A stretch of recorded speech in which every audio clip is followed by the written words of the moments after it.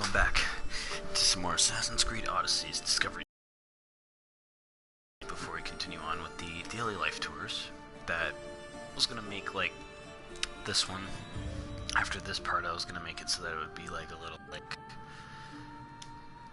I don't know. It doesn't matter here. Anyway, let's start the urban household. Even though we already did this, let's go again.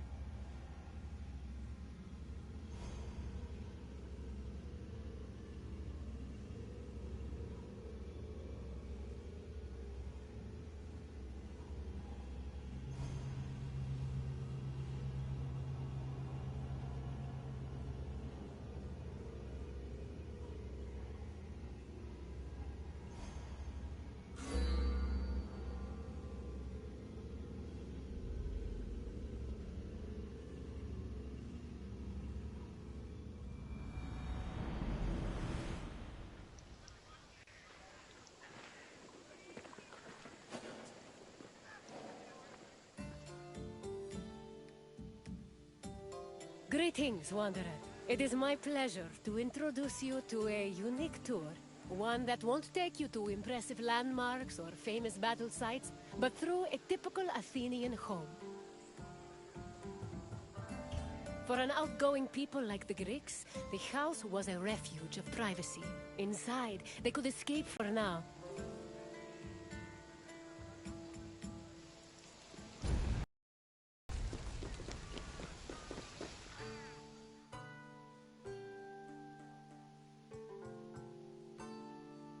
The house, or oikos, was a residence for Greek families and their slaves.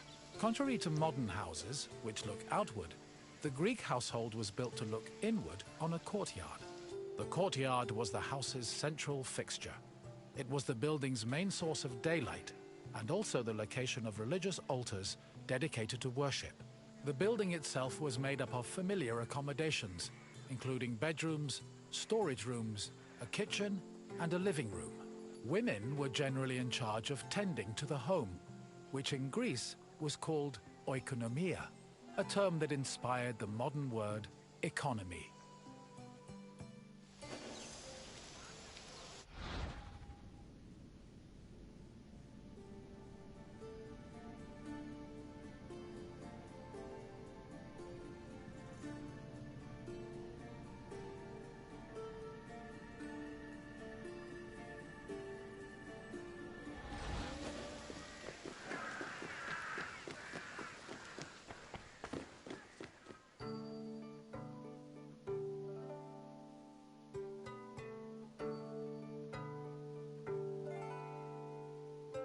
A pasta was a corridor that connected a house's courtyard to its residential section.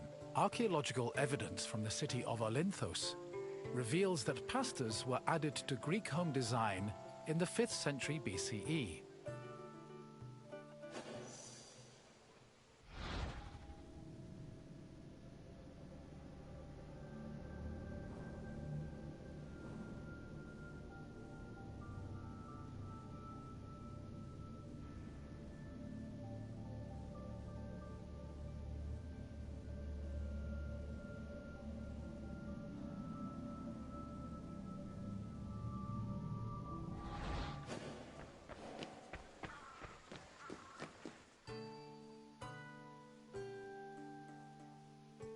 Greeks had no qualms about combining their work and their private lives, and many of them worked from home.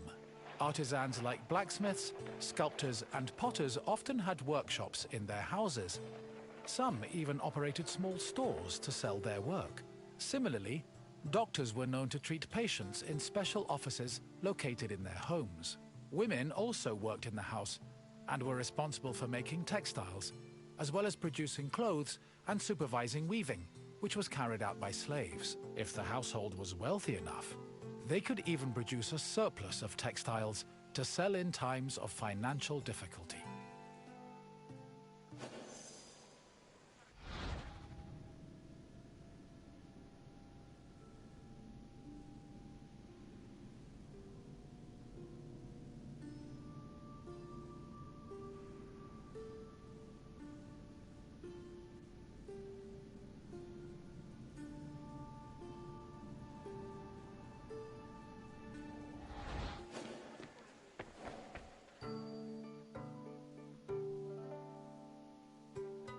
The inner courtyard was the nexus of the house. Functionally, it allowed air to circulate and also provided access to most of the rooms. It also sometimes housed a well or a cistern that collected rainwater. In the center of the courtyard was an altar to Zeus Herkios, who served as the protector of the household.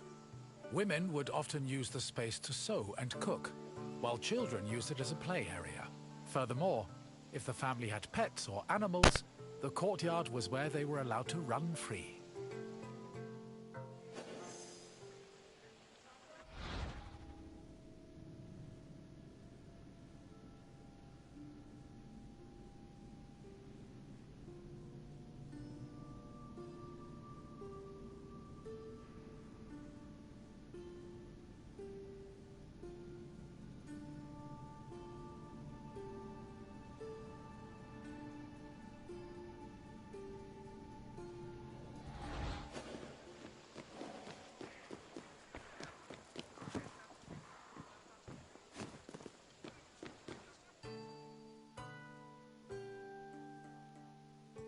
The bathroom was located in the back of the house. Much like today, it was used for cleaning and washing, although the Greeks used chamber pots instead of toilets. Most bathrooms had a luterion that could be filled with water for washing. Mirrors, razors, strigils, and sponges could also be found in the bathroom, along with small vases called arebaloi, which were usually filled with perfume or oil.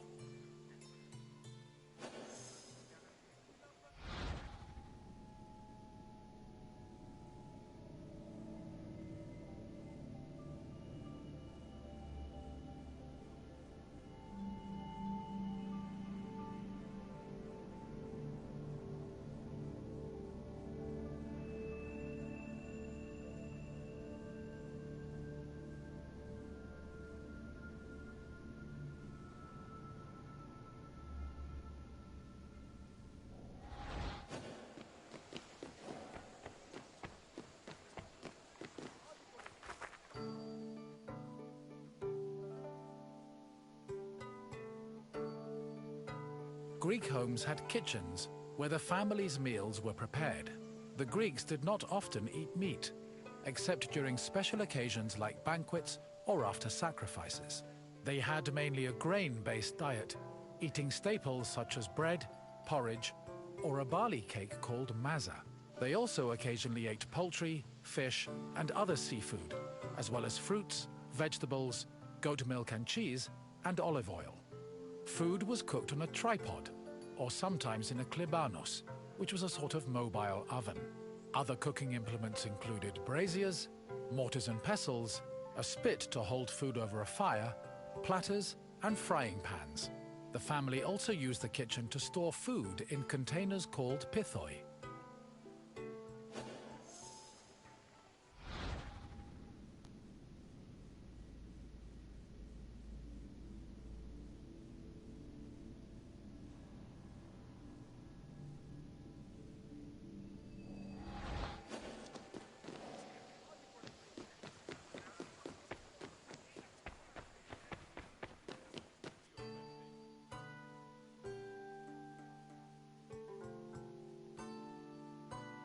Symposia were major social institutions in Greece. They were drinking parties held exclusively for men. The party took place in the men's section of the house, the andron, where residents and guests reclined on special couches called klinai. Food was served on low tables set in front of the couches, while wine was placed in a crater in the center of the room. During a symposium, men drank, sang, had philosophical discussions, and played games like kotobos. Musicians, dancers, and even courtesans were often welcomed to attend as well. However, wives and daughters were always excluded.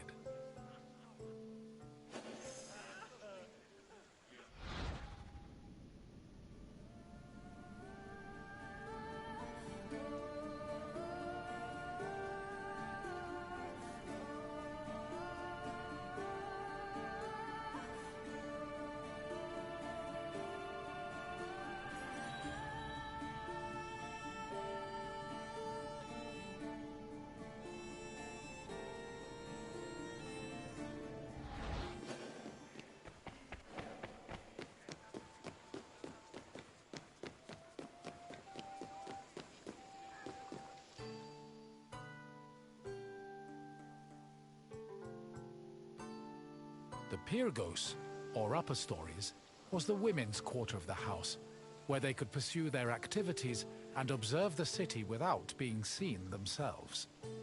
The rooftops were also used in a special rite called the Adonia, a private celebration held in honor of Adonis, which was reserved for women. At the beginning of spring, women filled terracotta pots with soil and lettuce seeds, then climbed a ladder to place the pots on the rooftop. These pots served as the women's very own Gardens of Adonis.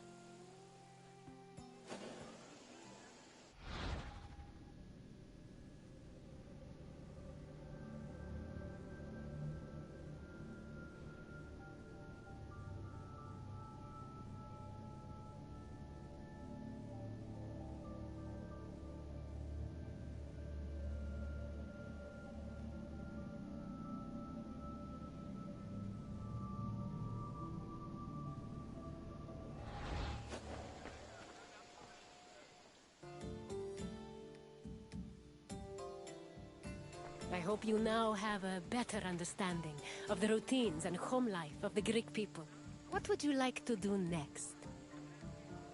Then let's start with a simple question. Which group...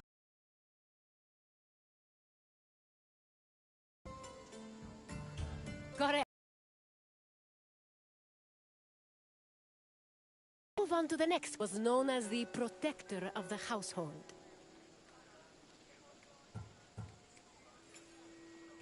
No, this particular Zeus was... Yes, Zeus Herkios protected the household, and an altar to the god usually stood in the center of the house's courtyard. On to the final question. Which of the following was not located in the bathroom?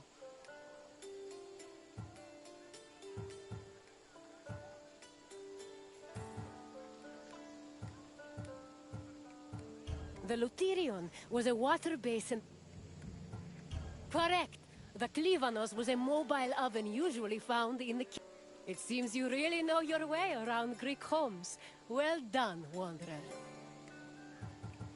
Farewell, Wanderer, and thank you for visiting my city.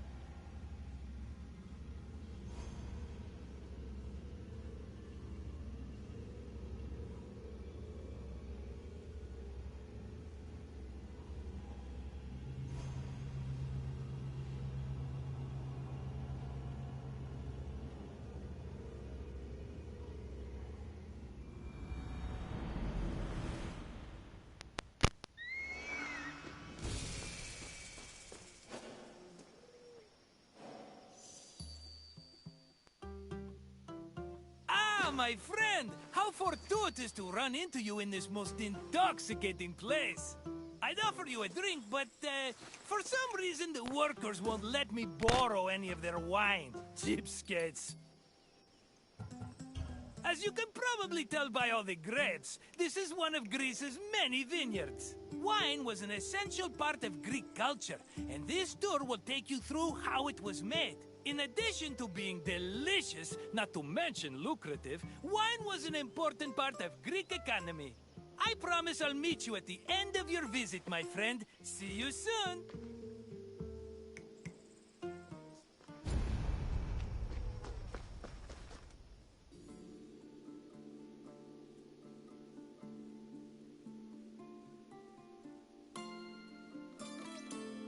Winemaking dates back to the 4th or 3rd millennium BCE. It became widespread in Greece during the Bronze Age, and within centuries the Greeks had refined it further. The first step in the process was always harvesting, where grapes grown on rows of vines were collected by vineyard workers. According to Homer, harvesting was often accompanied by music to give it a more festive atmosphere. Ancient Greek wine mainly came in 3 different varieties: Osteros, Glucoution, and Autokratos. It could be flavored with spices, herbs, resin, and even perfume. It was also much stronger than modern wine, with an alcohol percentage of approximately 16%. Because of this, the drink was mixed with water to make it more palatable.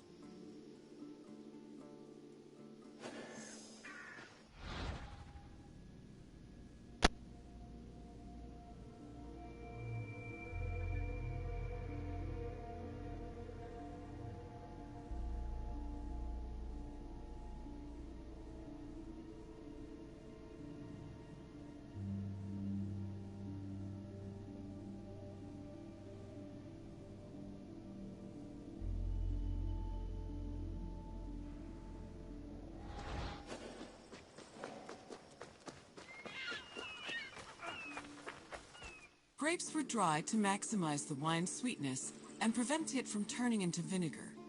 In most vineyards, the drying process involved laying the grapes out on the ground under the heat of the sun, then covering them at night to protect them from accumulating dew. According to Hesiod's poem, Works and Days, the ideal time to dry grapes was 10 days and 10 nights. When they were finally completely dried, the grapes were collected in jars, just as they are today.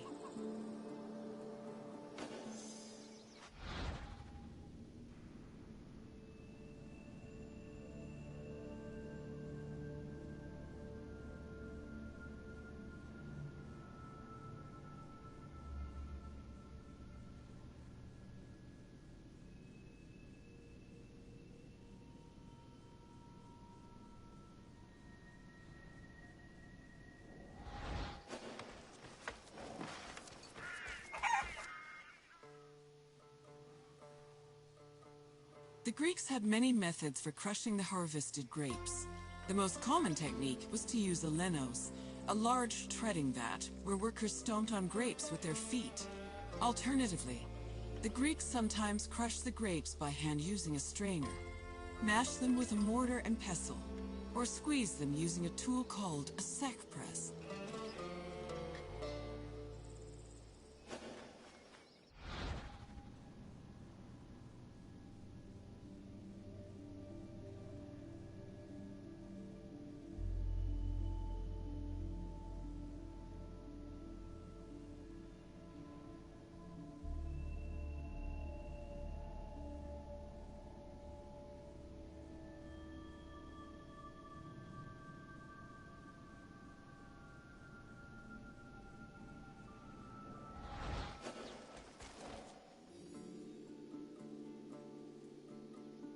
After the grapes were pressed, the resulting juice was poured into large containers called pithoi, where it fermented.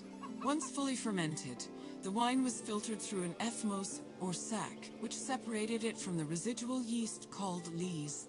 The wine was then placed in a special storage room. The room was half buried to keep it dry and maintain a consistent temperature of 15 degrees Celsius. These measures ensured the wine wouldn't lose any of its quality before being shipped to market.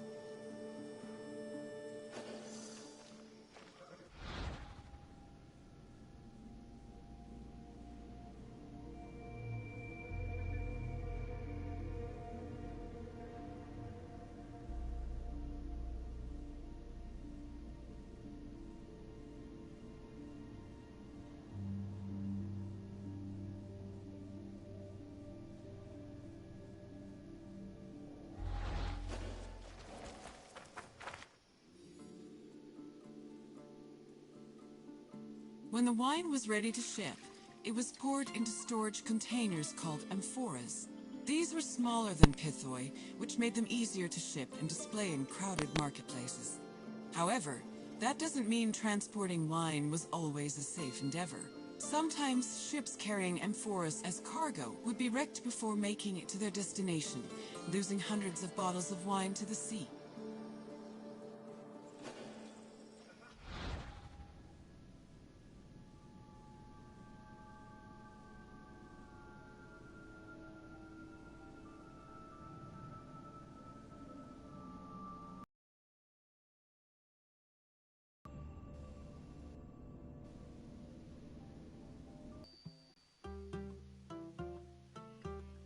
Making Greece's favorite beverage. Maybe if my customers understood how hard winemaking was, they'd agree more with my perfectly reasonable prices. But let's talk about something else, yes? What else can I do for you? You want your intelligence tested? Well, let me tell you, my friend, no one is more qualified for that task than me. Let's get started. What container was used to ship wine to the market? No, pithi were the big container. Yes, wine was stored in amphoras during its long journey to market. Here's another question. Which of the following wasn't a type of wine variety? Glycazon was this. No, after... Correct. Thasos was an island famous for its vineyards. Not a specific type of wine. Just one more question to go, my friend. Which part of the winemaking process created the grape juice necessary for wine?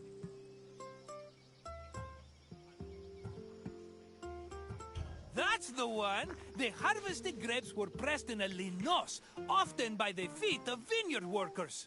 Just try not to think about that last part whenever you have a cup of wine. You know your wine. You're as good with facts as I am with money, and that's really saying something. If you say so, my friend, I hope we see each other again soon.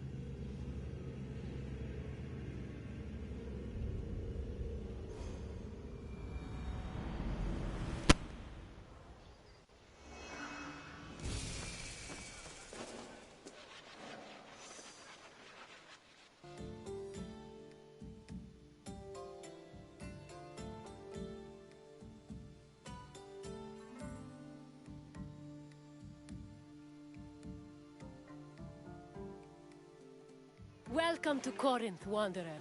I have a special visit planned for you today. It's an intimate, informative look into the daily lives of Greek women. Corinth was one of the largest cities in ancient Greece. It had an estimated population of 90,000 in my times, and much of that population was made up of women. This tour will shine a light on those women and look at how they lived on a day-to-day basis. Look for me when you're done with your visit, and we can discuss things further.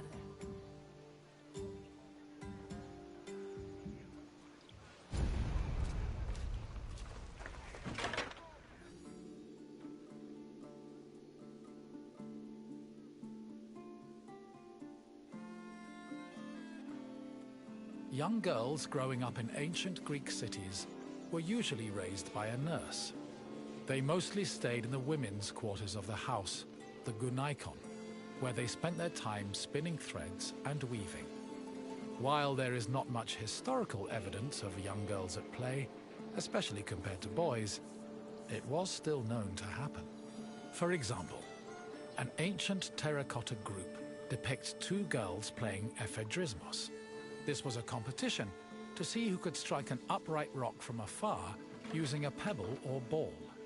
The game's loser had to close their eyes and carry the victor until they managed to touch the same rock with their hands.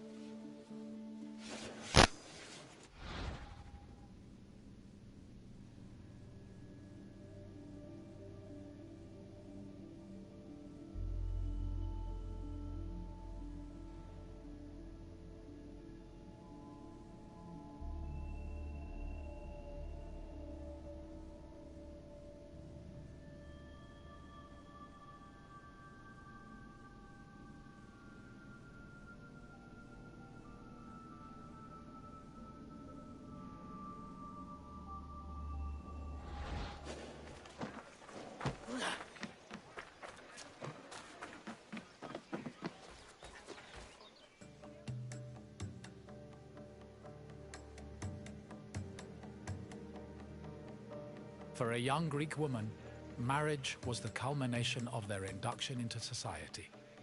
The average life expectancy for women was about 40 years, so most marriages took place when the bride was 14 or 15 years old. The marriage did not require her consent either. Instead, she was passed on from the protection of her father to that of her husband. Married women were not technically citizens at the time and lacked the rights that came with official citizenship. However, they did receive a dowry that only they were allowed to spend, but in the event of a failed marriage, the dowry was returned to the bride's father. After the marriage was consummated, the woman's status changed from being a maiden to a bride. She remained a bride until the birth of her first child, wherein she officially became a woman.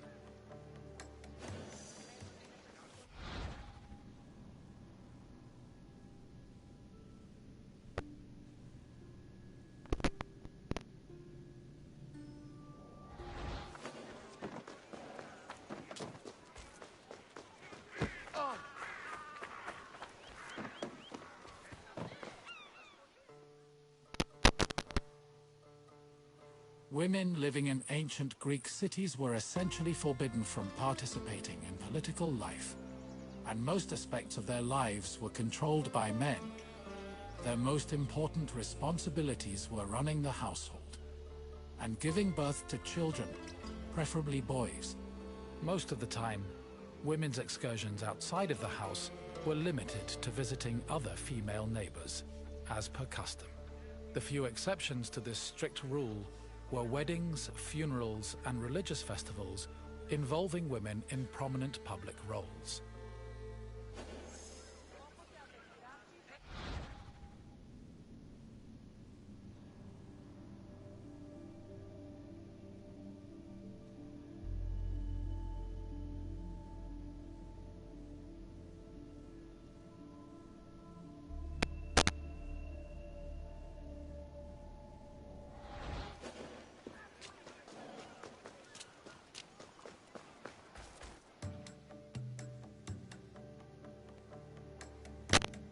Making textiles was the main occupation of most Greek women. It was a woman's responsibility to manufacture clothing for each of her family members, as well as to weave other household textiles. Women with exceptional weaving skills were believed to make excellent wives, and weaving in general was seen as a very attractive quality. For example, Homer describes Odysseus's devoted wife Penelope as spending most of her days weaving at the loom. Similarly, many Greek vases depicting women weaving were combined with images of a woman holding a veil, which was seen as the symbol of a bride.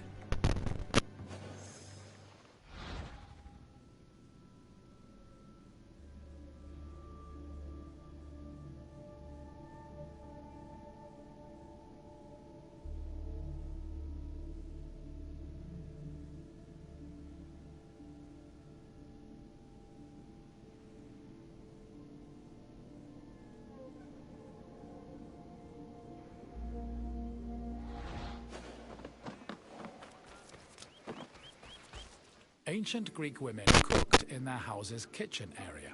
However, since their cooking equipment was small and portable, they also sometimes prepared meals in the central courtyard.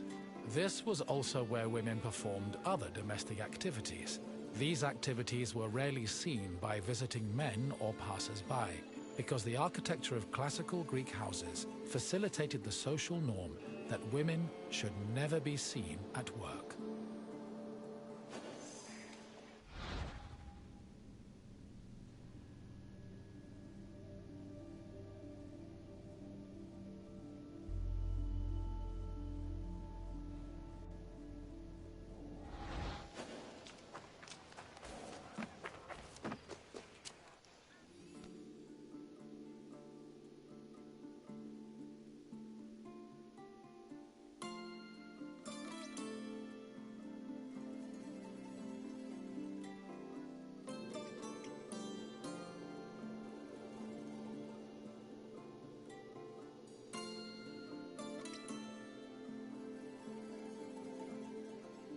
The historian Strabo relays that the Temple of Aphrodite was one of Corinth's most famous landmarks.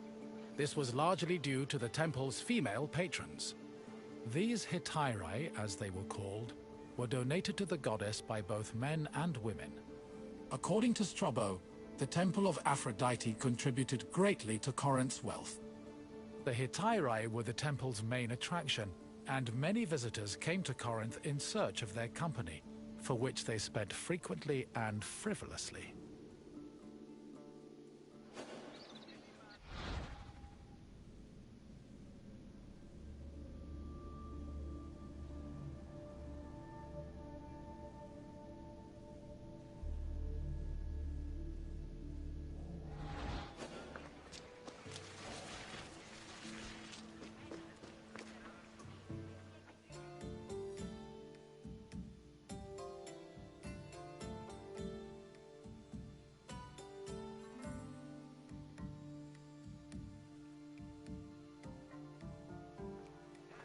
Hello again, Wanderer. I hope your visit was an interesting one. Greek women lived very restricted lives compared to men, but throughout it all, they held on to their strength and dignity. Is there anything else you'd like to do? Feeling up for a test? Excellent! Let's begin with an easier question. What was the name of the women's quarters in a Greek home?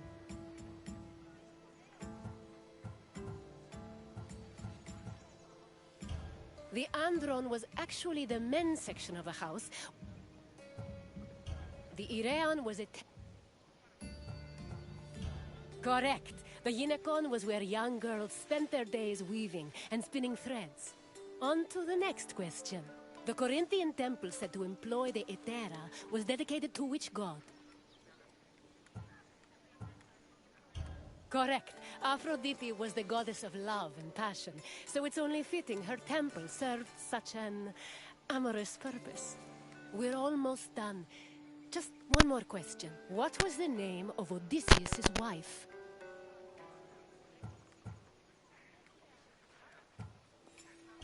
Odysseus and Athene... Helen was the wife. Yes, Penelope was Odysseus' loyal wife, who kept at her weaving while waiting for her husband to return from war. You passed the test, Wanderer. Congratulations. Then farewell, Wanderer, and thank you for visiting this great place.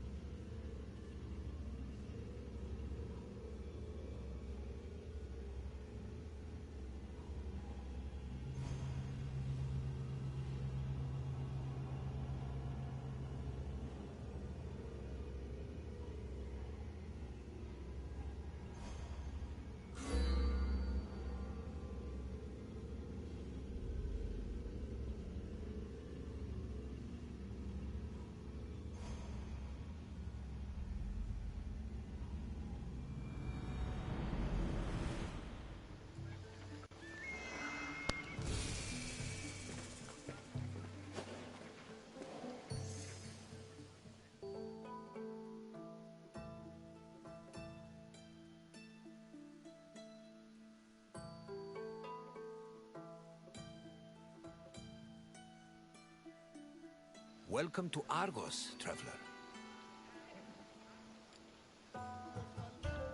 This is Argos, one of the oldest cities in Greece. The Argives were an ingenious people, famous for innovations in areas like military tactics. However, what they were most renowned for was their metallurgic artistry, especially with bronze. I hope you enjoy yourself. Look for me at the end of your visit.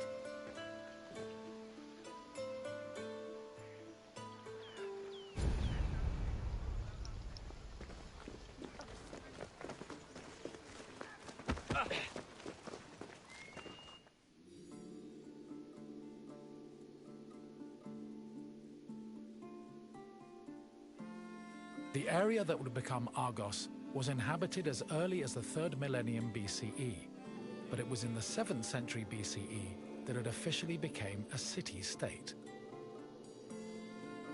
One of Argos's major pillars was its metallurgical industry. As far back as the 8th century BCE, the city was famed for making products like long dress pins and tripod cauldrons, as well as impeccable body armor. In addition to their technical excellence, the Argives were also creative, as seen in their masterful bronze sculpting, which became prominent in the city during the 6th and 5th century BCE.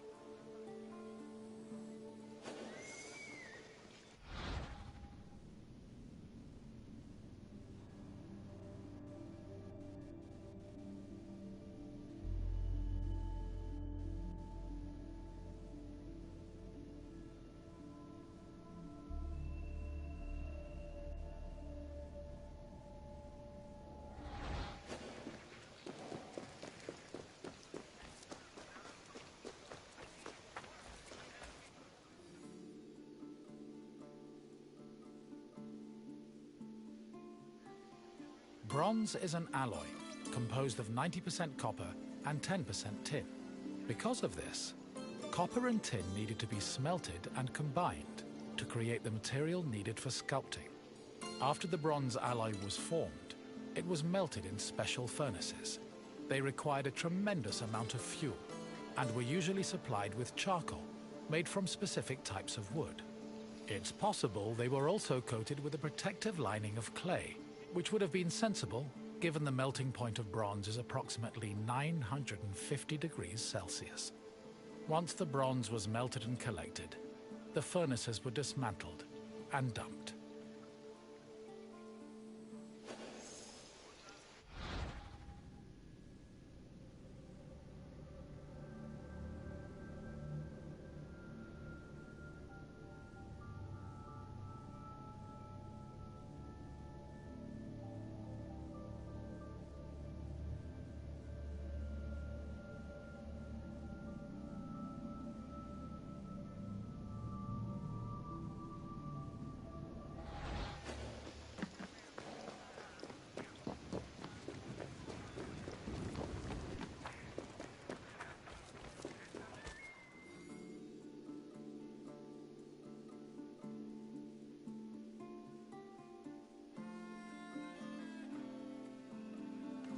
In the 8th century BCE, most small-scale statues were molded using a complicated and lengthy method called solid lost wax casting. From the 7th century BCE onwards, metalworkers adopted the more efficient hollow lost wax casting. At its core, this process involved using sculpting models from wax, making molds over these models, then filling the molds with bronze to produce the desired shapes. The process was advantageous because it saved on materials, produced lighter statues, and reduced the chance of possible defects.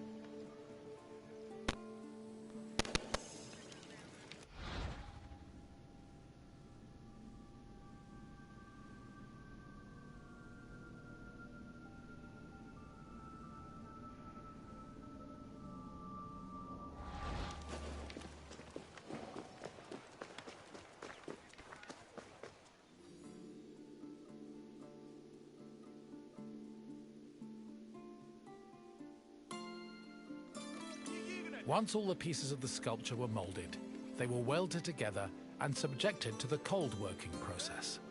This process involved repairing the sculpture's flaws by filling any holes and cracks with specifically measured bronze patches. Afterwards, the sculpture was scraped, chiseled, and polished until it was deemed satisfactory. Decorative details like hair, eyebrows, and mustaches were added with the use of a sharp tool. Eyes, which could be inset with ivory, glass, or silver, were attached to their sockets using a resinous kind of glue. Teeth and fingernails were inlaid with silver, and lips and nipples with copper. These small touches added color and contributed to the sculpture's lifelike appearance.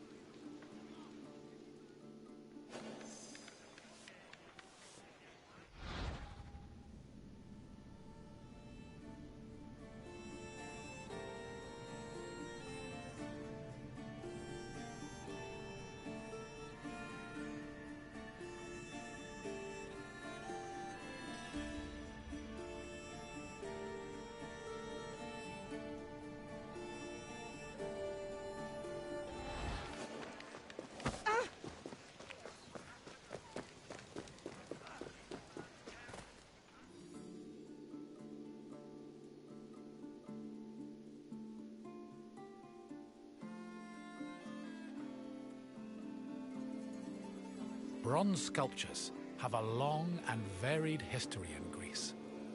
During the geometric period of 900 to 700 BCE, the sculptures mainly depicted idealized heroes, charioteers, and horses, and most of them were dedicated to sanctuaries. The Orientalizing period followed in the 7th century BCE. During this time, Greeks began adopting sculpting techniques from the East, and the depicted statues expanded to include mythological creatures like griffins and sphinxes. The Archaic period saw statues that reflected a better understanding of human anatomy, which eventually culminated in the realistic and powerful human sculptures of the Hellenistic period.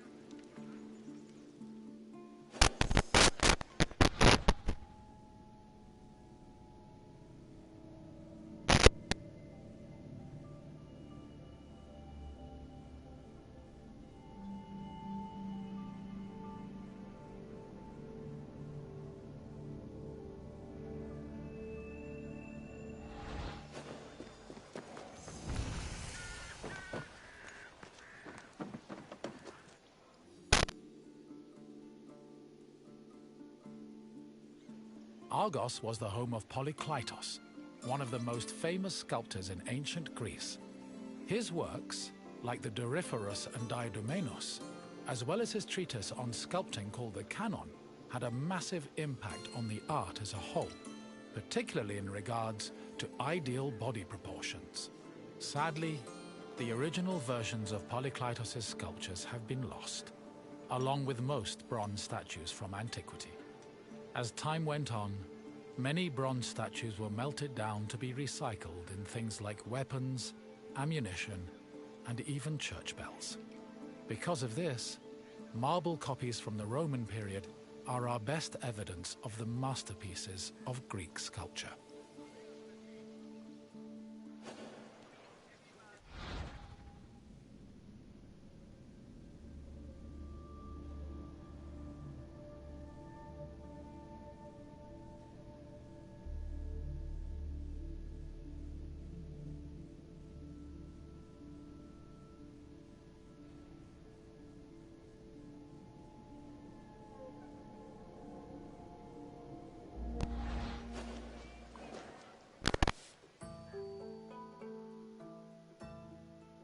I see you have completed your tour. I trust you have a new appreciation for Greek sculptures after learning of the heart and soul that was poured into each step of their creation. Now, what else would you like to do? Then let us dive right in. Here is your first question. Which era of sculpting came first?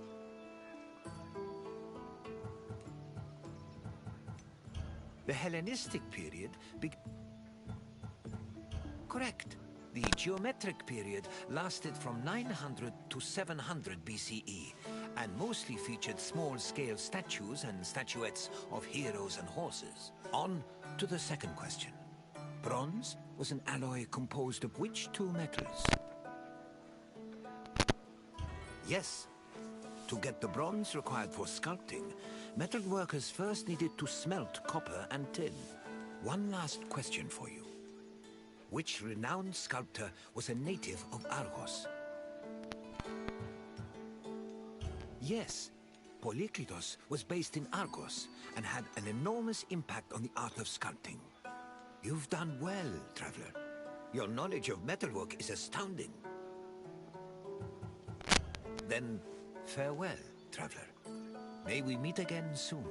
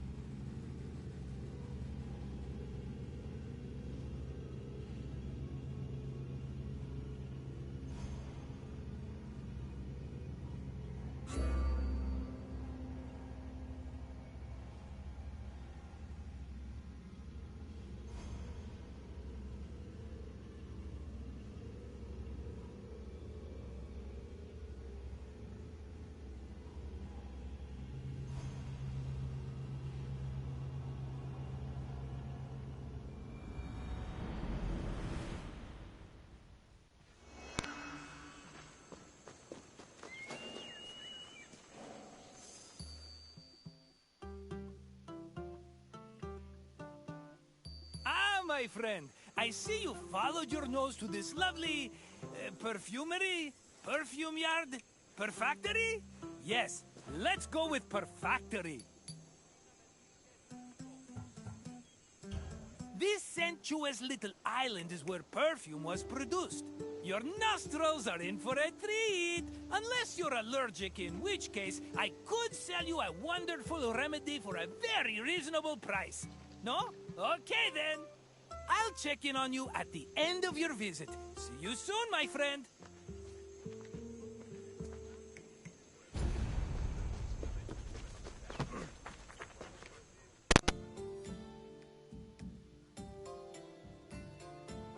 Perfume-making techniques were invented and perfected in Mesopotamia and Egypt, beginning in the 4th millennium BCE.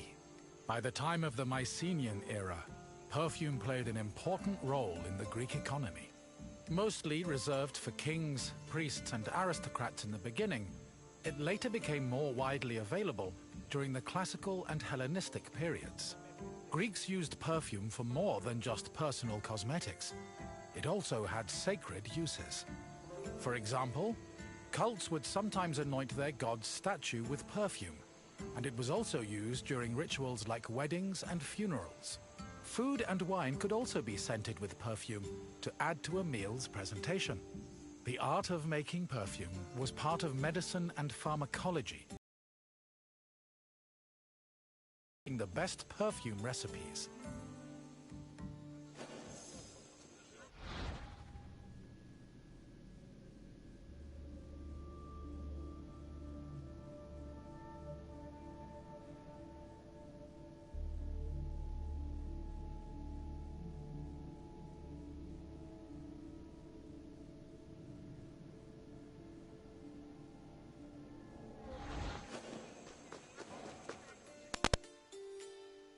Perfume is made up of two main components: a greasy substance called an excipient, like vegetable oil or animal fat, and an odorous substance such as flowers and plants.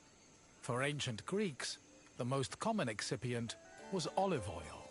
According to Theophrastus, however, the most valuable oils were those extracted from nuts in the Syrian and Egyptian deserts. The odorous ingredient could be taken from a variety of sources.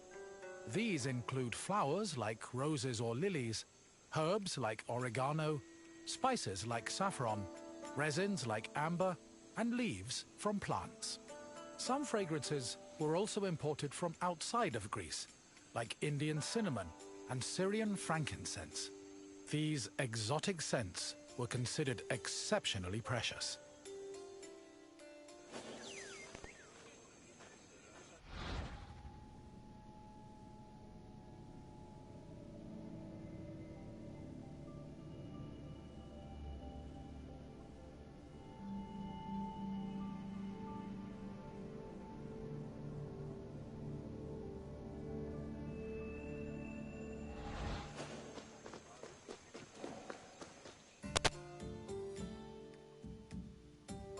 Mixing scent into the fatty excipient was called enfleurage, of which there were two methods.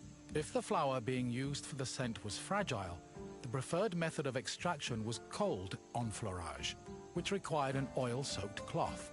First, the cloth was rubbed against the flower's petals, saturating the oil with the scent. Then, the cloth was pressed to wring out the scented oil. Hot enfleurage involved heating the excipient before mixing in the scented substance.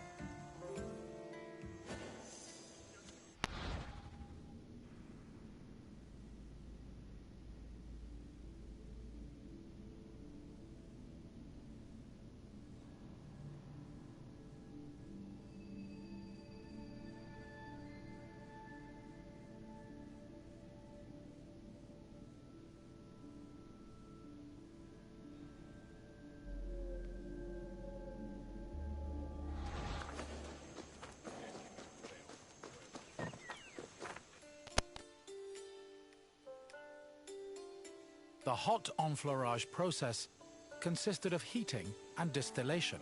After the scented ingredients were dipped into heated oil, the mixture was then filtered before being pressed and decanted. Once the mixture was complete, spices, coloring agents and fixatives were added, along with preservatives to prevent the perfume from spoiling. Finally, the liquid was hermetically sealed in bottles, ready to be shipped to market.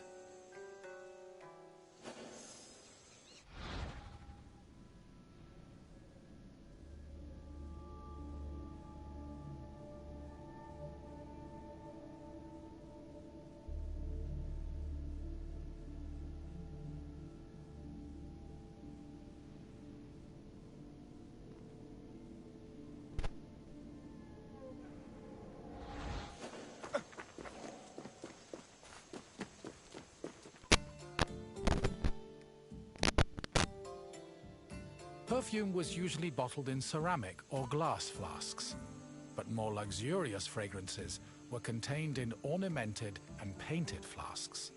Lekythoi and alabastra were elegant bottles designed for women, while arabaloi were used by athletes. It was common for the bottle's craftsmen to brand them to prevent frauds and knockoffs. Perfume shops were usually located in city centers, befitting of their importance. In addition to selling perfume, they were also sometimes used as meeting places.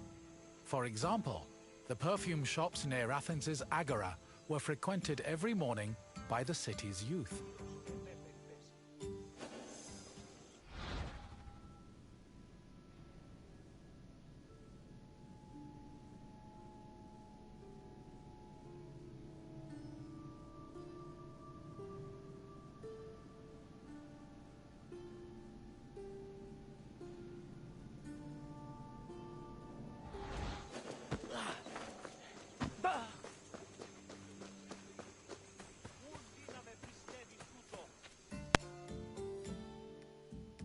The main purpose of perfume was to attract members of both the opposite and the same sex.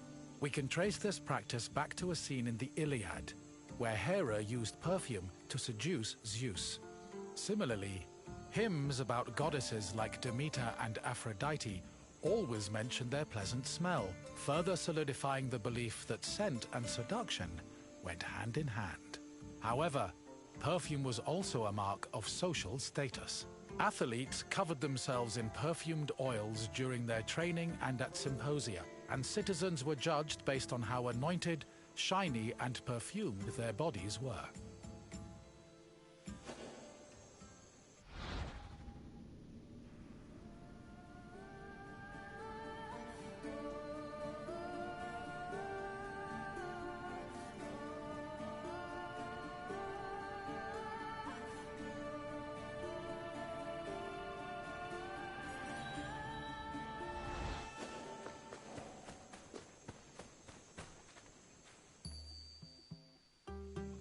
Hello again, my friend.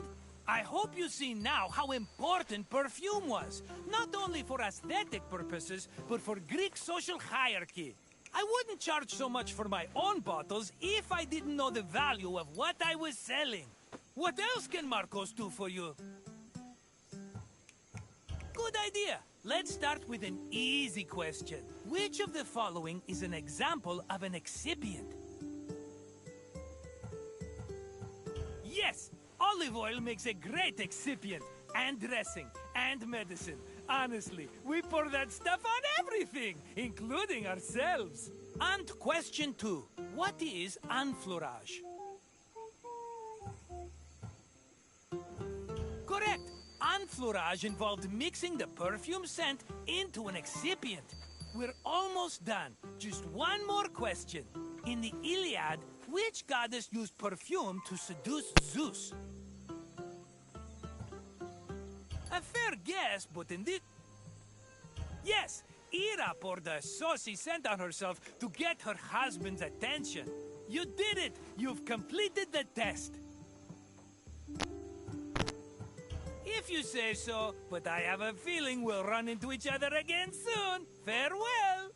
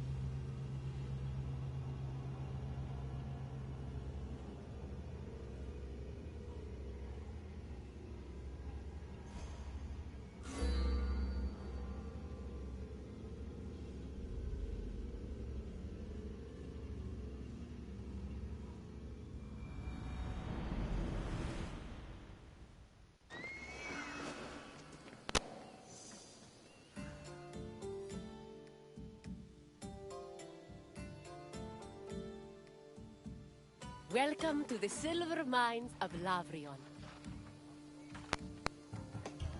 The Lavrion silver mines were discovered between Thorikos and Cape Sunion, near Athens. They were rich in the mineral galena and provided Athens with much of the silver necessary to mint its currency. Because of this, the mines were invaluable to the city, and the resources they provided helped turn Athens into one of the most powerful states in Greece.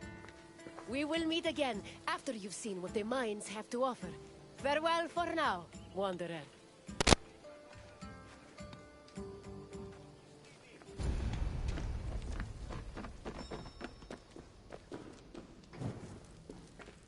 Silver mines were extremely rare in ancient Greece, which only increased their importance. Athens started exploiting the Lavrian silver mines at the end of the 6th century BCE and used its metal to produce its currency. Production at the mines exploded around 485 BCE when an especially rich vein was discovered. The mine's abundant silver made Athens one of the wealthiest cities in Greece. They also provided the resources necessary to build a fleet large enough to defeat the Persians at the Battle of Salamis. In short, the Lavrian mines played an integral part in the emergence of Athens as a Greek superpower.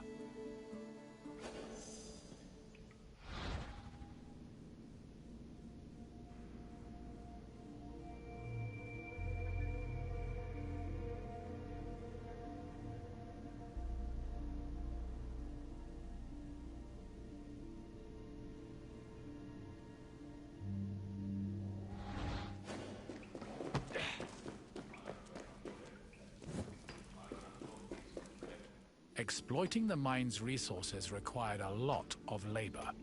To meet this requirement and save on cost, Athens leased out mining concessions to its citizens, who had their slaves to do most of the work, alongside poor day laborers. In the 5th century BCE alone, there were anywhere from 10,000 to 30,000 people toiling in the mines of Lavrion. Together, the workers managed to produce an estimated two-step process. First, the ore was extracted, and then it was refined. It took about 16 kilograms of raw ore to produce a single pure silver drachma of about 4 grams. Recovered artifacts from the mines provide some insight into the specifics of the mining process. Galleries were dug to follow the veins of ore. They were small and did not offer much space for the workers. They were also hand-cut, and it's believed that it took whole days to dig only a few centimeters.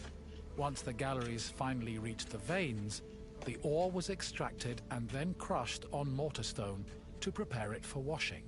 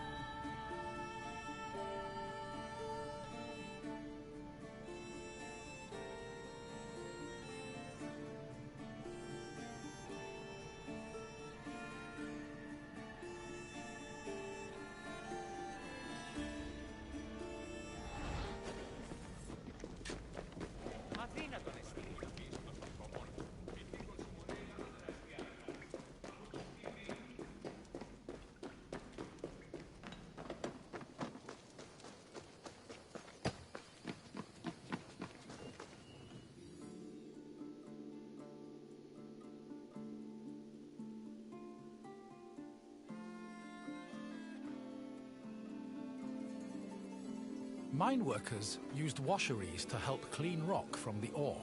The washing process required a large supply of water, but Lavrion was an infamously dry region. To compensate, cisterns were built in the mining area to collect and conserve seasonal rainwater. Once enough water had accumulated, workers poured it into wooden troughs containing rock and ore. The water's flow separated the lighter grains of rock from the heavier ore, which was caught in depressions at the bottom of the trough. The newly cleaned ore was collected for refinement, and the water was redirected back into a tank to be reused later.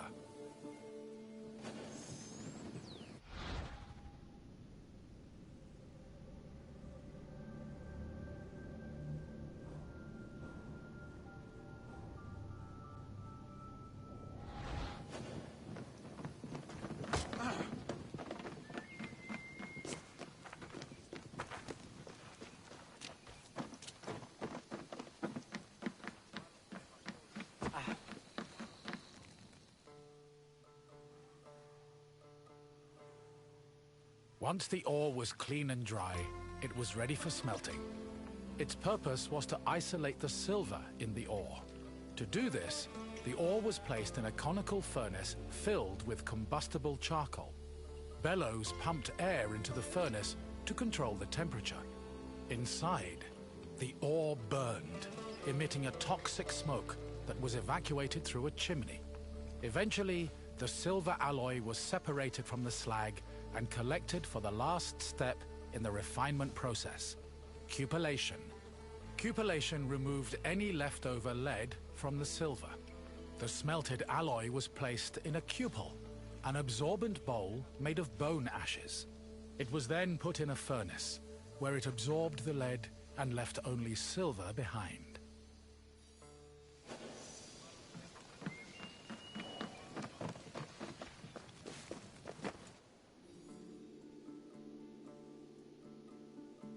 While the mines of Lavrion belonged to Athens, the city frequently leased them to private citizens who exploited the site for anywhere from 3 to 10 years. These citizens enlisted slaves and poor day laborers to carry out most of the work. The workers had a very low life expectancy, about 3 to 5 years, due to the hazardous working conditions. The dangers they faced included toxic lead vapor in the air and lung-choking dust in the galleries. However, they were fed well enough to keep up their work, and their combined labor managed to produce an estimated 20 tons of silver a year.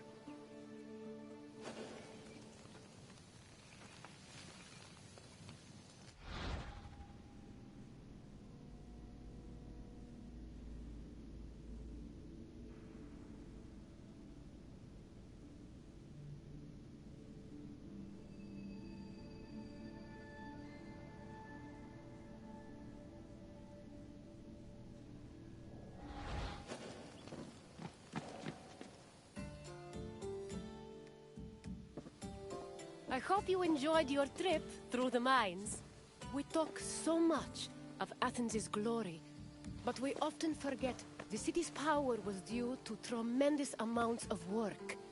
Work that often had a great human cost. What else would you like to do? Excellent. Let's begin. What was the last step in the silver refinement process?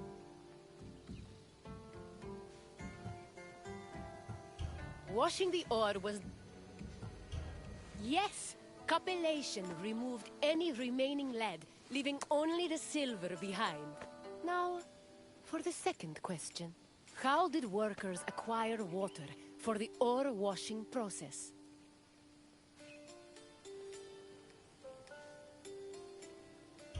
Lauvrion was a... Correct.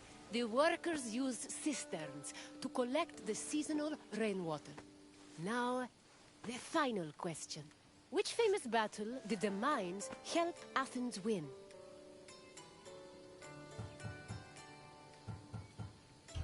The Battle of Nemea ended in a different... This battle... The Battle of Cheronia was... Which famous battle did the... Correct. It's clear your visit has taught... Farewell, Wanderer. Best of luck on your journeys.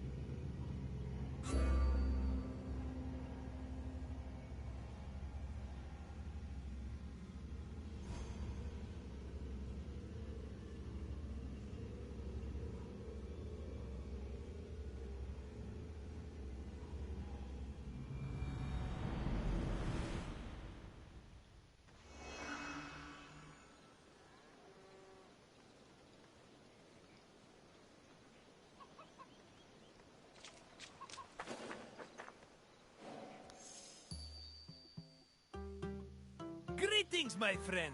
Welcome to Arcadia, home of shepherds, sheep, and manure. Arcadia was well known for its sublime natural vistas. Farmers and shepherds were seduced by its beauty, and it's easy to see why. I have to leave for now, but I'll meet you again when you finish your visit. Until then, my friend.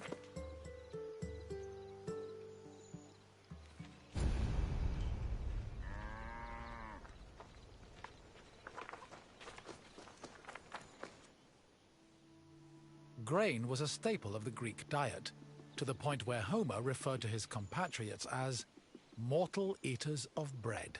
Grain farming was a meticulous process. Due to dry summers, artificial irrigation was impossible, so farmers had to rely on rainfall to water their crops. This gave them very narrow windows for sowing and harvesting. On a farm of this size, only half of the field would be planted every year, while the other half would lie fallow to avoid exhausting the soil. According to the poet Hesiod, the best time to sow grain was in autumn, and the best time to harvest it was in May. Fortunately, if farmers missed their opportunity, they also had a chance to plant millet in the spring.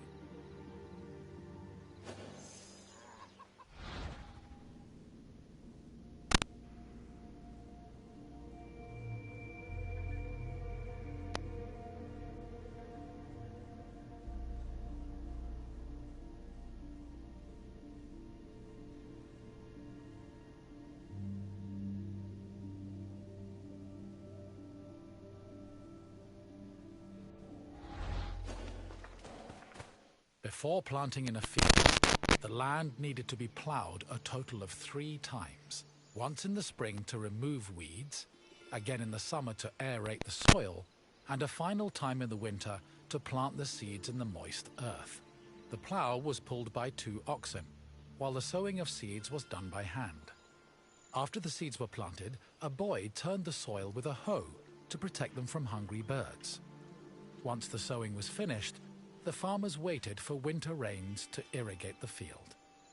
They also prayed to the goddess of agriculture, Demeter, and her daughter Persephone, in the hopes of being favored with a bountiful harvest come springtime.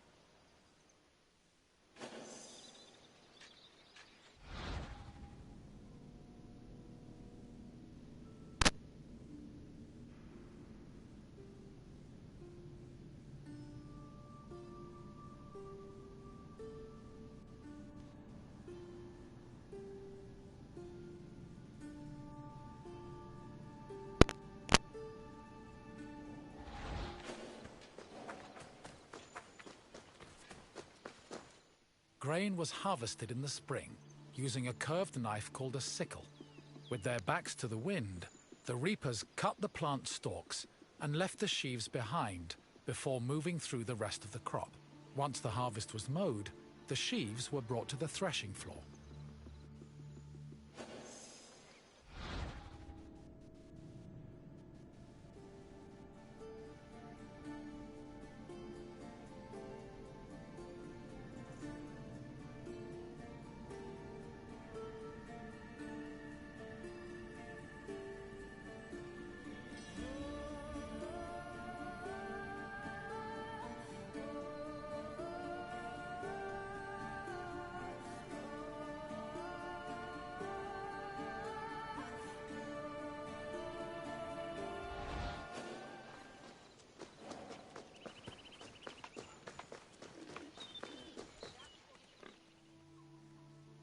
Animal husbandry was an important part of Greek agriculture.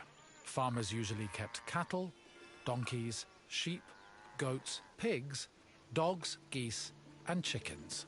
The animals mostly fed in pastures, but could also eat some of the farm's harvested grain, as well as damaged fruit and residue from olive oil and wine production.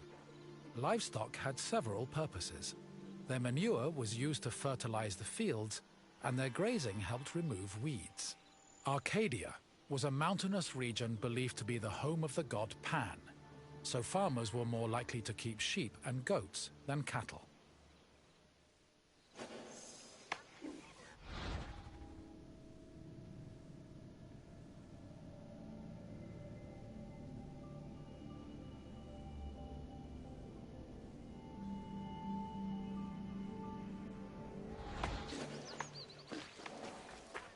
Most farming tools were simple, handmade implements made of wood and occasionally tipped with iron.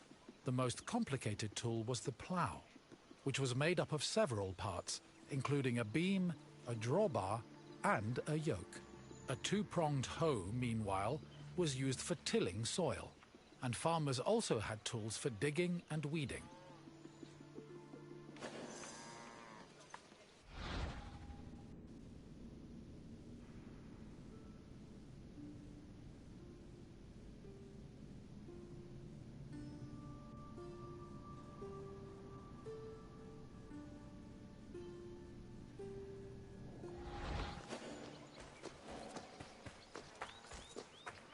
After the sheaves were harvested, workers brought them to the threshing floor to extract the grain. Oxen or donkeys were hitched to a post in the center of the floor and guided around it, while workers threw sheaves under their hooves. The animals stomping forced the grain kernels out of their casings.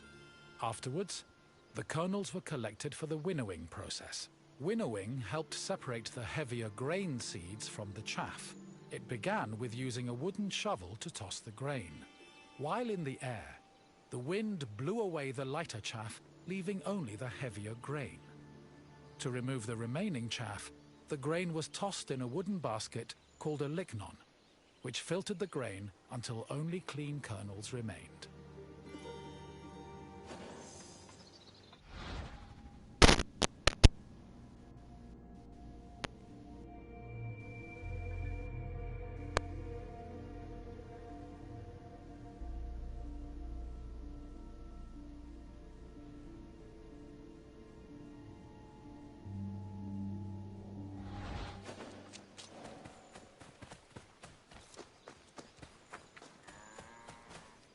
Barley, which was used to make flour, was different from other types of grain.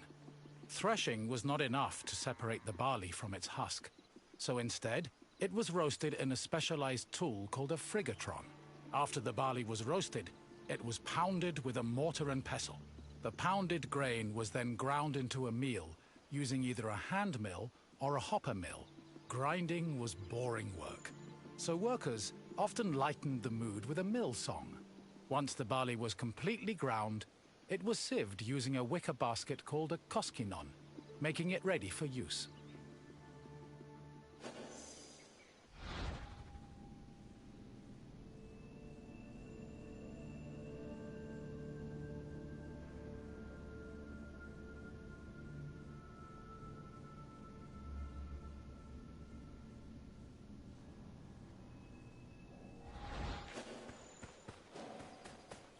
Grain storage areas needed to be dark, dry, cool, contained, and well ventilated to prevent the grain from spoiling.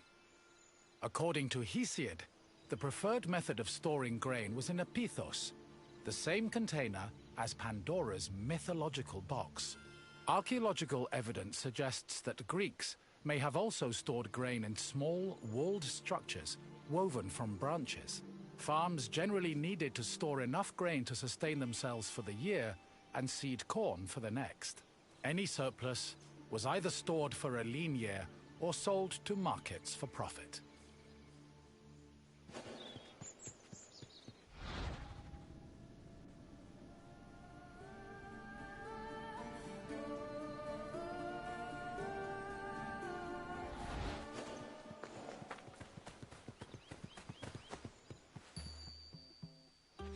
My friend! Good to see you again! You must feel hungry. I know I would, spending all that time watching farmers working themselves to the bone.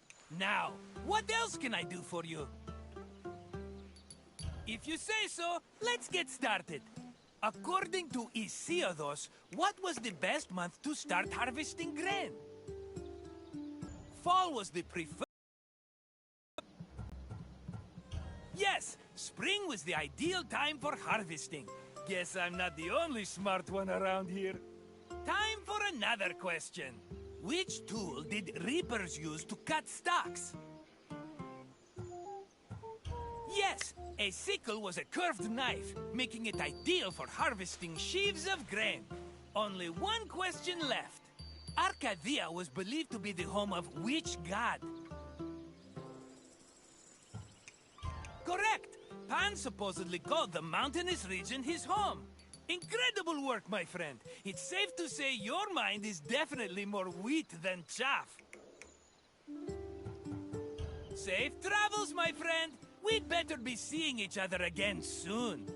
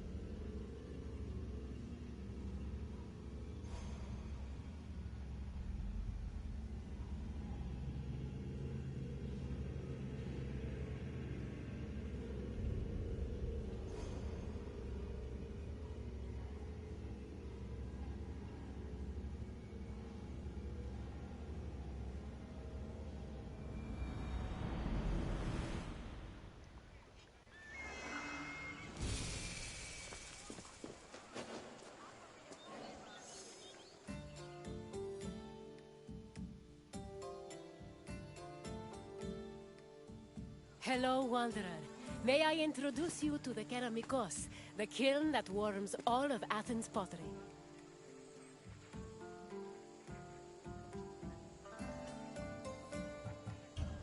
The Keramikos was a special neighborhood in Athens, where potters created vases and containers that stood all over Greece. This tour will take you through the elaborate process needed to turn something as simple as muddy clay into ornate perfume vases and gilded wine cups. Come find me when you complete your visit, and we can talk more about what you've learned.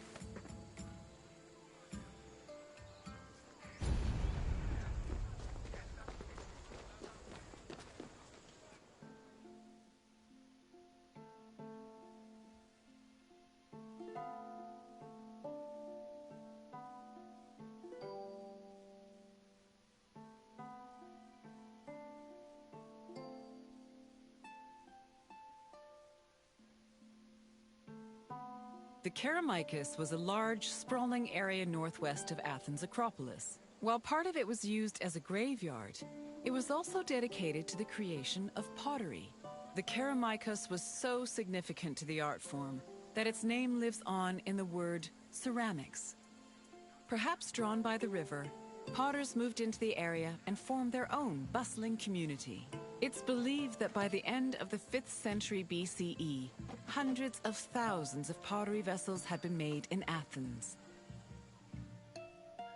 including everything from heavy, undecorated cooking pots to delicate and beautiful containers reserved for the most precious oils.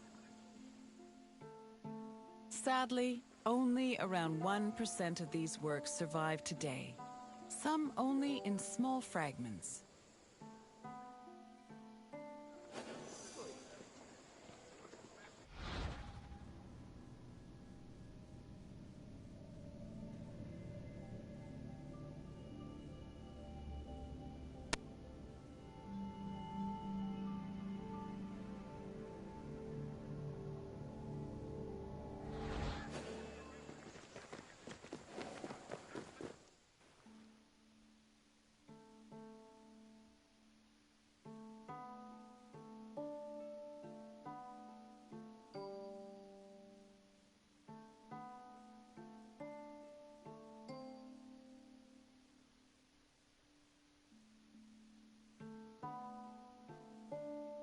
Raw clay from a river was hardly fit for a potter's wheel.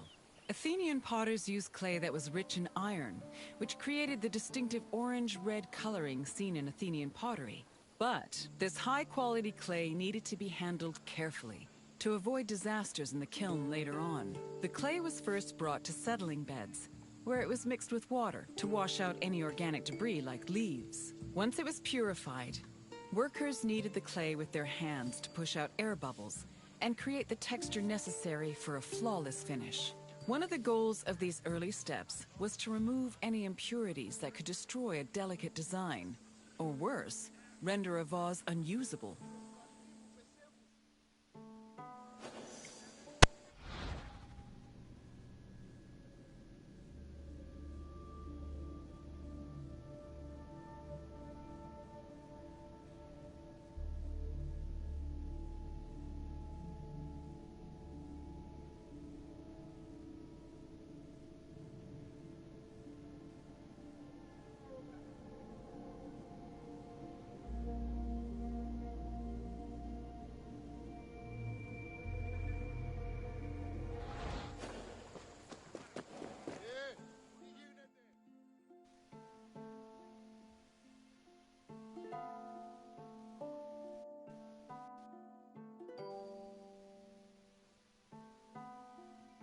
Once the clay was cleaned, it was up to the potter to shape it into a vase by spinning it on a wheel or pressing it into a mold. Their choice depended on what shape they wanted for the vase, but they also considered the possible scope of its decoration. Potters did not work alone.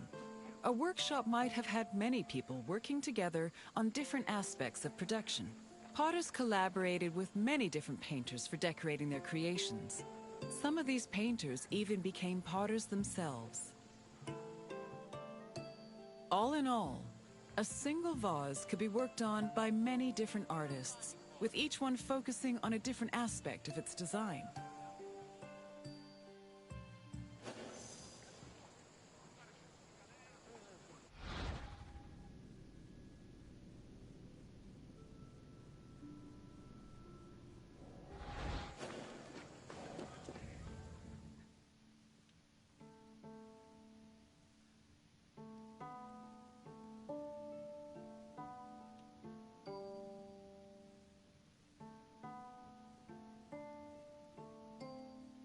After the pots were shaped and decorated, they were packed into kilns for the lengthy and delicate firing process. The process had 3 stages: oxidation, reduction, and reoxidation.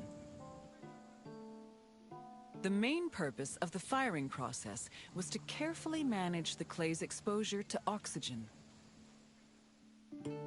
The chemical reactions caused by firing gave the pots their distinctive orange-red coloring. This also turned the designs made from the clay decoration slips glossy and black.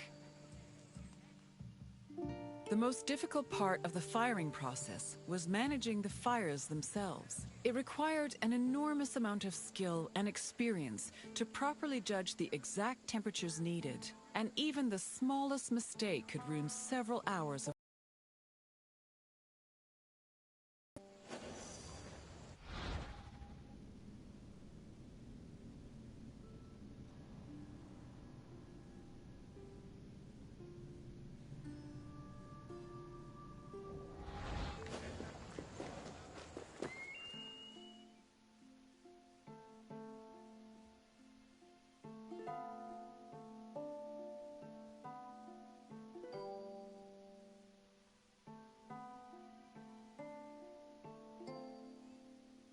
Vases could be decorated in all sorts of ways.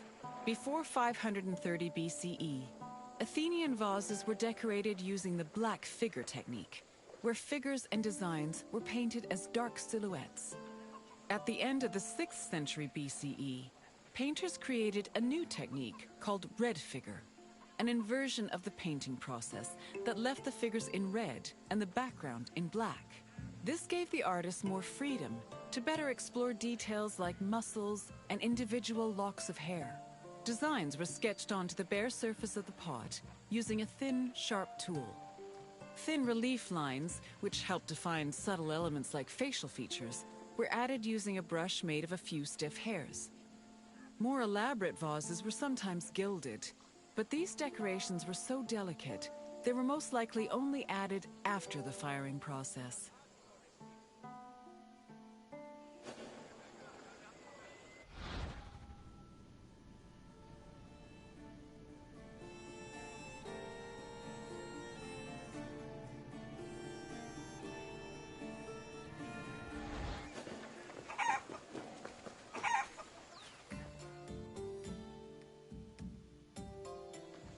You've returned! As you can see, pottery was an arduous and delicate process, but was exemplary of the skill and craftsmanship that dominated Greek art and culture. Now, is there something else you'd like to do? Then let's get right to it, starting with an easy question. What was responsible for the orange-red color of most Athenian vases? Paint was not the main. Try again. Thankfully, potters at least... Correct! Athenian potters worked with clay that was rich with iron, and that iron created a distinctive orange-red coloring. On to the next question. What were the chambers for firing pottery called?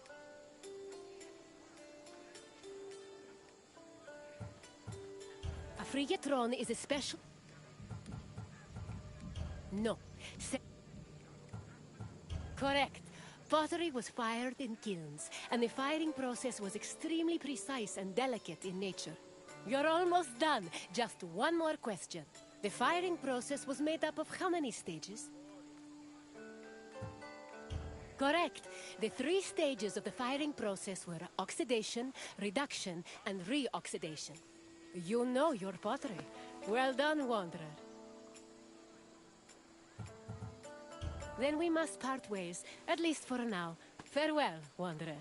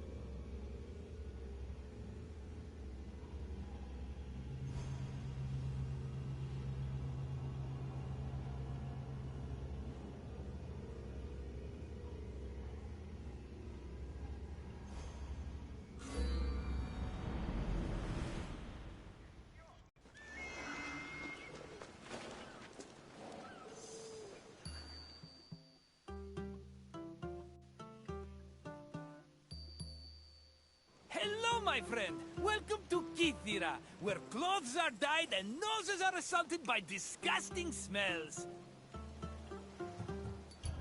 This little island was where dyers brought all the color to Greek fashion through an intensely stinky procedure.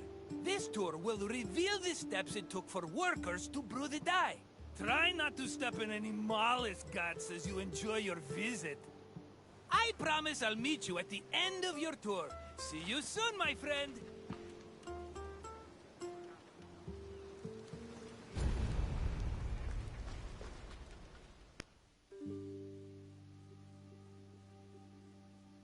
In Greece, fabric and clothing were colored using natural dyes from shellfish, insects, and plants. Skilled craftsmen across the Greek world extracted dyes from these sources and combined them with other substances to create a variety of colors.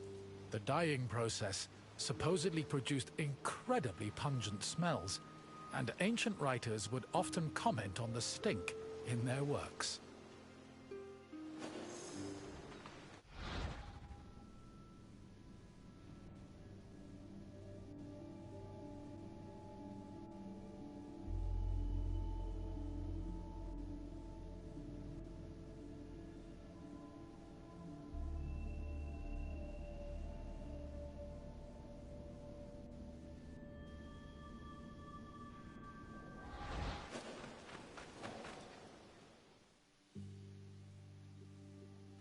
Murex is the generic name for 3 species of mollusks that reside in the Mediterranean.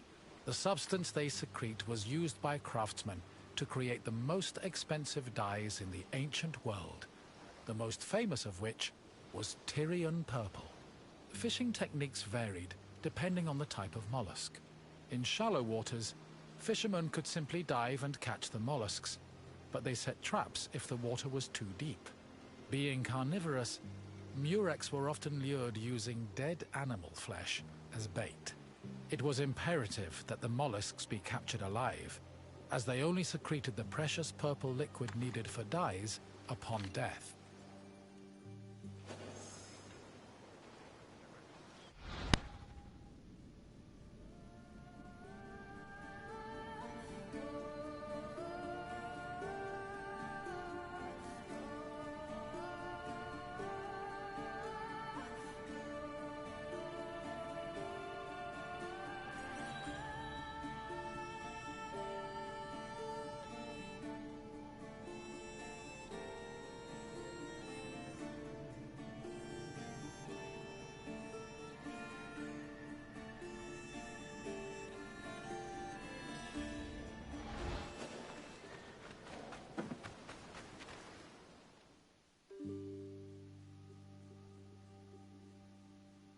The purple liquid that made up most dyes came from a gland in the murex.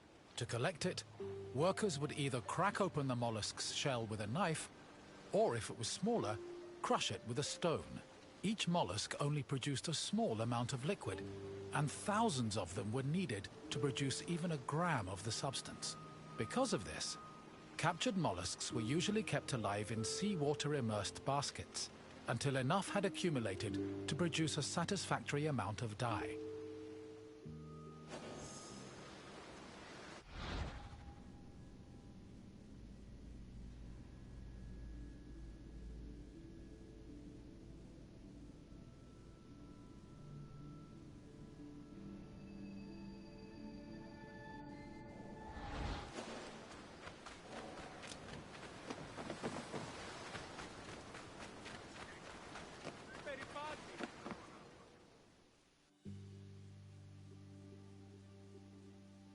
The mollusk glands were mixed with salt and left to decompose for 3 days. Afterwards, the resulting mash was placed in a vat, where it boiled until it was thickened and reduced to 1/16 of its original volume. The dyers stirred this mixture and removed any impurities. This process produced the foul odor so reviled by ancient writers.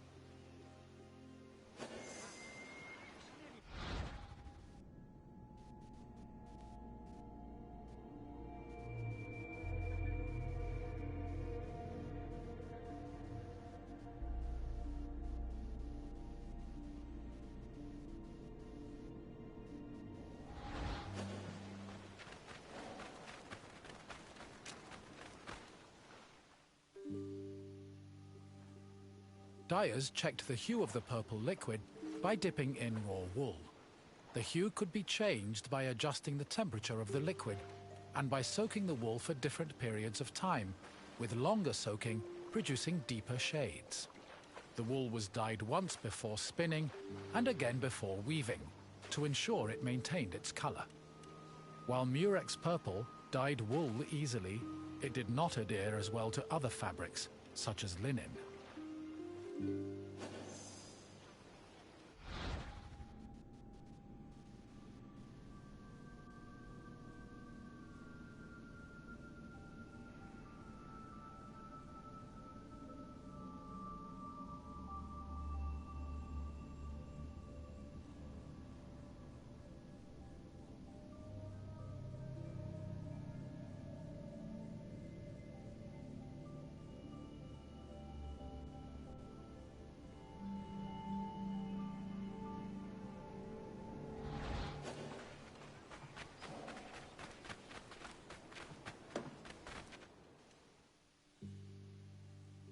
Most Greek garments were made from rectangular fabric that was rarely cut or sewn. They were normally folded around the body, with girdles, pins, and buttons. Dyeing served to give the garments a more unique style.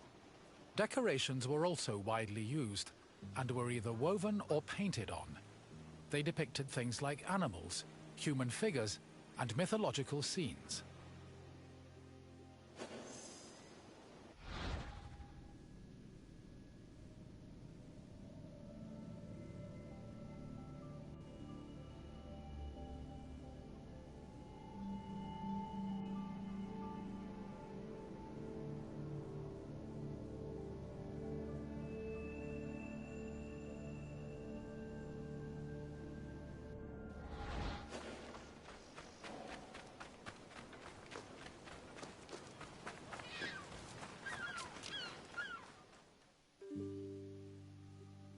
Textile manufacturing and trade was one of the most lucrative businesses in classical Athens. Textiles were made of either wool or linen, with wool being the most common. Women produced the garments worn in domestic life, although some men ran professional workshops that fulfilled the same need.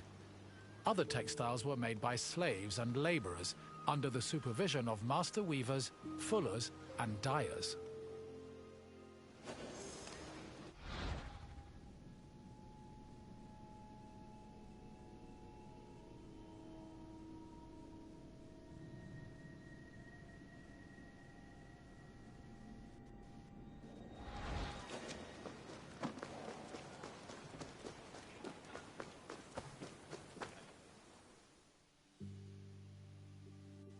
Clothes didn't just keep people warm. They were used as a way to communicate social identities like gender, status, and ethnicity. These could be expressed through garments and accessories, but also jewelry, hairstyles, perfumes, and cosmetics. Wealthy Greeks usually had garments of the highest quality, and all their accessories were decorated with gold, silver, or gemstones. Parasols and fans were also an important part of elite fashion, and were usually carried by accompanying slaves.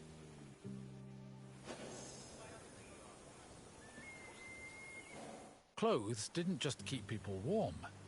They were used as a way to communicate social identities, like gender, status, and ethnicity. These could be expressed through garments and accessories, but also jewelry, hairstyles, perfumes, and cosmetics. Wealthy Greeks usually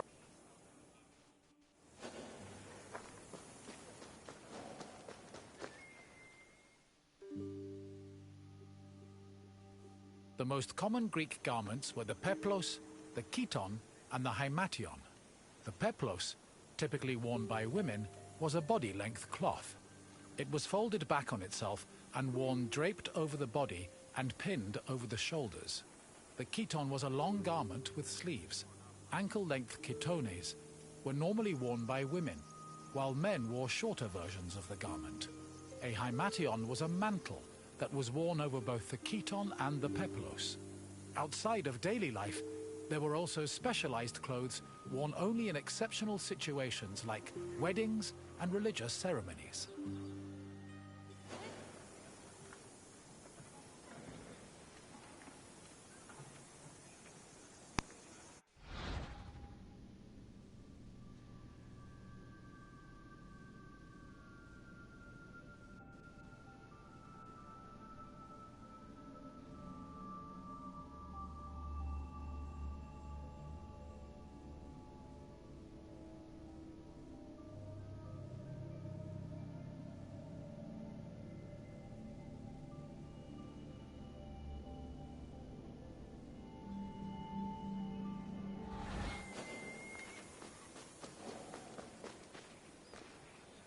Good to see you again, my friend. I bet your clothes feel heavier now that you know how many mollusks were killed to dye them. But let's change the subject, yes? What else can I do for you?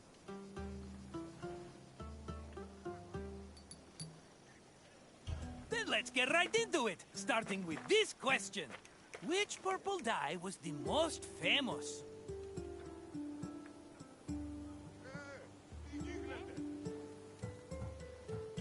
Yes, the purple created from murex secretions was one of the most expensive and well-known dyes in the world.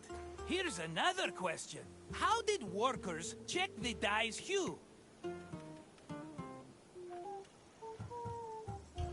Correct! Workers dip wool into the mixture to gauge the exact hue of the dye. Almost done, my friend. Just one final question. Which body-length garment was typically worn by women?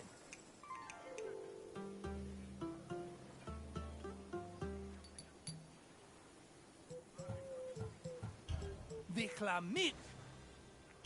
Pelop was... Correct! A peplos was a body-length cloth that a woman draped over her body and pinned around her shoulders. I had no idea you were so knowledgeable about fashion, but look at you. I should have known from what you're wearing.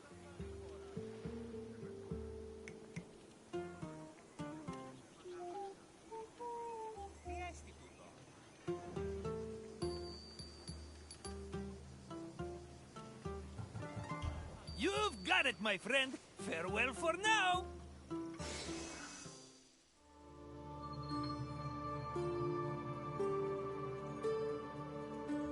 Amazing. You have now completed all available guided tours.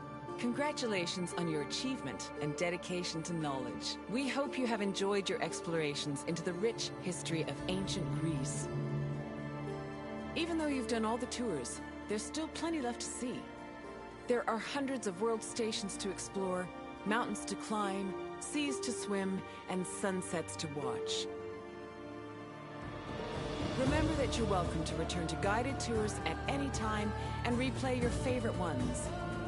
On behalf of the Assassin's Creed team, thanks for playing the Discovery Tour. and we hope to see you again soon.